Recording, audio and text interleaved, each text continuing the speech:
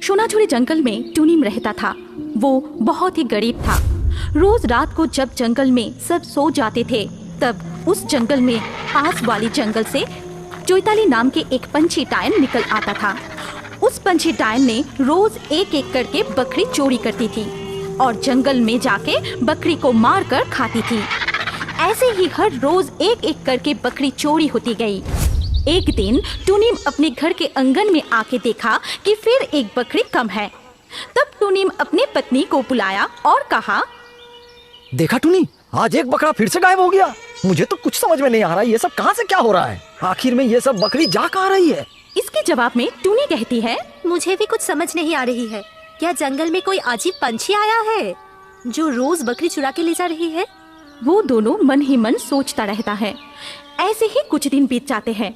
एक दिन जंगल के बाजार में एक महिला पंछी मांस बेच रही थी। उस समय टुनीम और उसका दोस्त काकातुआ कुछ सब्जी लेने जंगल के बाजार में गए। अचानक बाजार में एक नया मांस की दुकान देख के काकातुआ टुनीम को कहता है, देख टुनीम, एक नया मांस की दुकान खुला है। पहले तो कभी नहीं दिखा।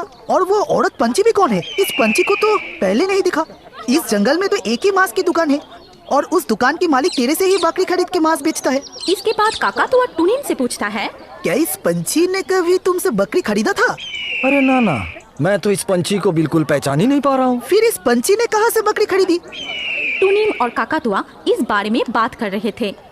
वो दोनों दुकान के सामने जाके पूछा कि अच्छा, आप कहाँ से बकरी खरीद के यहाँ पे बेच रही है? पहले तो इस जंगल में आपको कभी देखा नहीं है। उस पंछी ने कुछ कहना ही नहीं चाहती थी। वो सिर्फ ये बोली कि आप लोगों को उससे क्या लेना देना है? मांस लेना है तो लीजिए, नहीं तो यहाँ से जाइए। ज्यादा कुछ जानने की जरूरत नहीं है। ये बात सुन के टुनीम और काकातुआ और बात ना बढ़ाकर वहाँ से चला जाता है। शाम को जब टुनीम और टुनी दोनों मिलके बातें कर रहे थे, तभी टुनीम टुनी से कहते हैं, आज सुबह मैंने देखा बाजार में एक नया मांस की दुकान खुला है और एक महिला पंछी वहाँ पे मांस बेच रही है। मुझे तो ये समझ में नहीं आया वो पंछी कहाँ से मांस खरीद रही है। ये सुन के टुनी ने कहा, कहीं ये औरत एक बकरी चोर तो नहीं है जो हर रोज हमारी बकरी चुरा रही है? अरे ना, ये कभी भी नहीं हो सकता। देखो, बकरी तो हम बांध के रखते हैं और सब दुकानदार हमारे घर में आके ही वो खरीद के ले जाता है। उस पंछी को ये सब कैसे पता होगा? और सबसे बड़ी बात ये है, उस पंछी को तो इस जंगल में पहली बार हमने देखा। तभी टुनीम की बेटी टुनिका वहाँ आती है और अपने माँ बाबूजी से कहती है कि मामा, बहुत दिनों से मांस नहीं खाया, आज रात आप मांस बनाएंगे? टुनी अपनी बेटी को प्यार करते हुए कहती है, ठीक है बेटी, मेरी प्यारी बेटी को आज मांस खाने की इच्छा हुई है। मम्मी उसके लिए आज बहुत ही स्वादिष्ट मांस बनाएंगे। ये कह के टुनी उसके पति से कहती है, आप जाओ बाजार से मांस ले आओ। बहुत दिनों से हमारी बेटी ने मांस नहीं खाई। इसके बाद टुनीम शाम को जंगल में जो बाजार है वहाँ पर गया और बाजार जाके टुनीम ने देखा कि चारों ओर अंधेरा ही अंधेरा है। सारी दुकान बंद हो चुके थे, कोई भी पंछी वहाँ नहीं था। फिर वो मन ही मन बोला कि एक बार उस औरत की दुकान में जाके देखते हैं, अगर खुला रहेगा तो। इसके बाद टुनीम उस दुकान की तरफ जाता है। वहाँ जाके देखा कि दुकान बंद है, लेकिन दुकान के अंदर से एक रोशनी दिखाई दे रहा है। वो देख के टुनीम ने मन ही मन सोचने लगा कि दुकान तो बंद है, लेकिन घर के अंदर थोड़ा सा भी मांस पड़ा होगा तो मेरी बेटी वो खा सकती है। कितने दिन से बेचारी मांस नहीं खाई, अब बहुत दिन के बाद वो पापा से कुछ मांगी है, आज तो उसे मांस खिलाना ही पड़ेगा। ये कह के वो दुकान की तरफ जाता है और खिड़की से झांक के देखता है कि वो पंछी अचानक से एक पंछी टायन के रूप धारण की। फिर वो बकरी को मारकर चीर के खाने लगी और वो खाते खाते ही कहती रही कि अरे ये बकरी तो बहुत ही स्वादिष्ट है। चलो जाके और एक बकरी चुला लाती हूँ।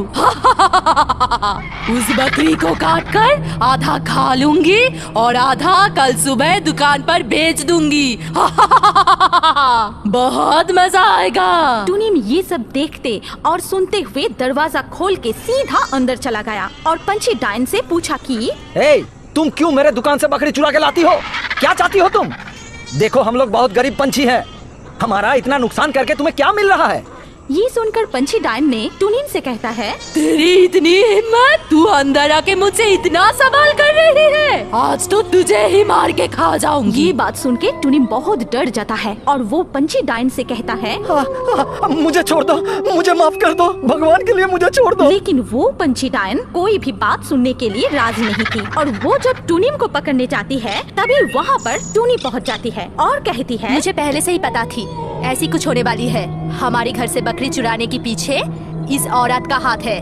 टुनिम, तुम एकदम चिंता मत करो, ये पंछी हमारी कोई नुकसान नहीं कर पाएगी। ये कह के टुनी पूजा की हुई पवित्र गंगा जल पंछी डायन की तरफ छिड़काया जो उसने अपनी साथ लाई थी। पंछी डायन के ऊपर गंगा जल पड़ते ही आग लग जाती है और वो चिल्लाने लगती है, बचाओ बचाओ, मैं जल गई, बचाओ।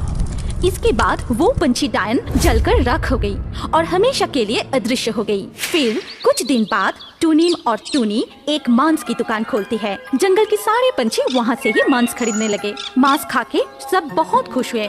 धीरे धीरे करके टुनिम का कमाई भी बढ़ गई। फिर वो एक सुंदर सा घर बनाया। कुछ दिन बाद वो लोग एक गाड़ी भी खरीद ली।